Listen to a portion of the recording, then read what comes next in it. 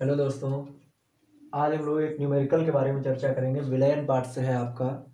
UP board में आपका अब की बार डिसाइड किया गया है कि 12 नंबर का जो है वो न्यूमेरिकल जरूर पूछा जाएगा। वो किसी भी पार्ट से हो सकता है। आपका केवल 3 पार्ट में न्यूमेरिकल है।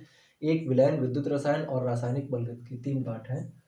यहाँ सबसे पहले एक आसान सा न्यूमेरिकल ले रहे हैं। इस वाले न्यूमेरिकल में आपको मोलरता जो है वो बताई गई है। यानी ये हमारा क्वेश्चन जो है मोलरता के प्रश्न पर आधारित है।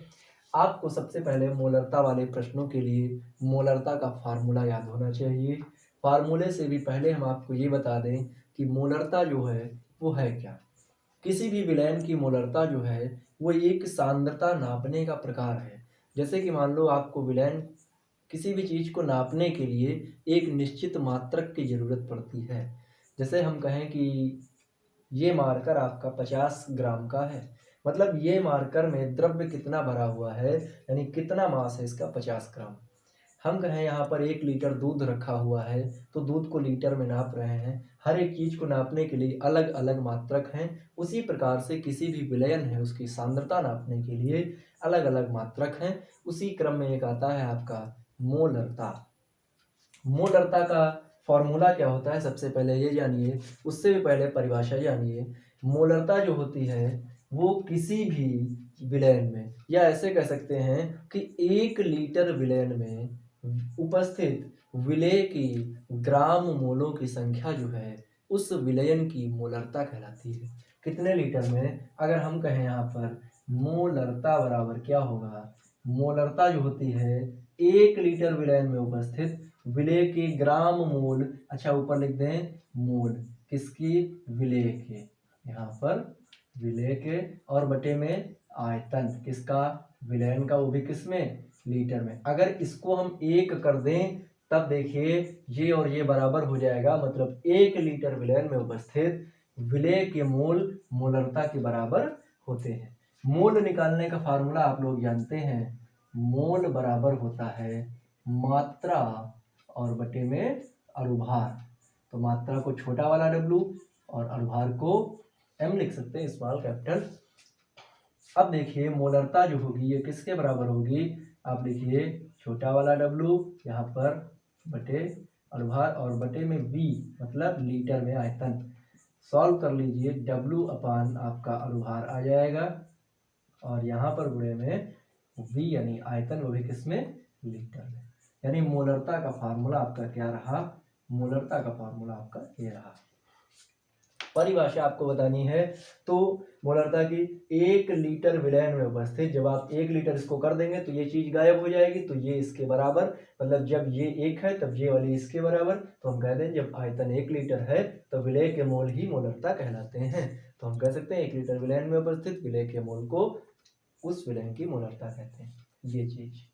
अब आपको ये सवाल कैसे हल करना है, इस सवाल को हल करने के लिए आपको मोलरता बताई गई है। ये देखिए M लिखा है, M को रिप्रेजेंट करते हैं मोलरता से, तो मतलब मोलरता आपको बताई गई। हमको ये चीज मालूम है। छोटा वाला W ये क्या है, विलेय का भार। आपसे यही कहा है बनाने के लिए बेंजोइक अम्ल की आवश्यक मात्रा की गणना कीजिए। आवश्यक मात्रा बेंजोइक अम्ल की, मतलब ये हमको निकालना है। साथ में भी इसमें दिया गया है, मैंने क्वेश्चन में छूट गया मेरा, विलयन का आयतन दिया गया, या मेथेनॉल में 250 ml विलयन, कितना, 250 ml। 250 ml विलयन बनाने के लिए, 250 ml विलयन बनाने के लिए आपका जो मात्रा है ये कितनी होगी। तो हमको ये भी मालूम, अनुभार नहीं मालूम, निकाल लेंगे, बस यहाँ रख दीजिए। अनुभार कितना होता है, मोलर द्रव्यमान अनुभार, बेंजोइक अम्ल का फार्मूला क्या होता है, C6H5COOH।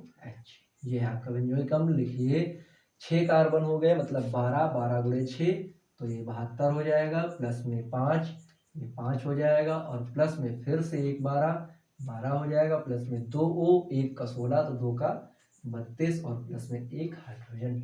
आप जब इसको जोड़ेंगे तब इसका मास आपका आएगा 122। हम लोग क्या करेंगे, इसी फार्मूले में ये पुट कर देंगे।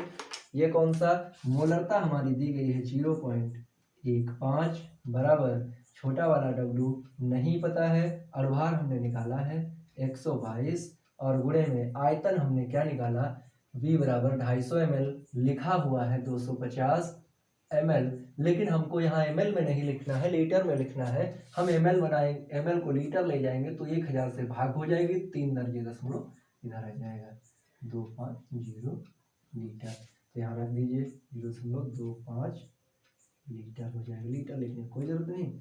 W बराबर बटा 1 कैची गुणा कर लीजिए, यहाँ चला जाएगा 0.15 गुणे 122 गुणे 0.25। तो W बराबर ये हम निकाल के, ये आपको क्या करना है, निकल आएगा W कितना आ जाएगा 0.15 इंटू 122 इंटू 0.25, ये आपका 4.57 आ जाएगा। 4.57 क्या आ जाएगा ग्राम, ये आपका आंसर है। ठीक।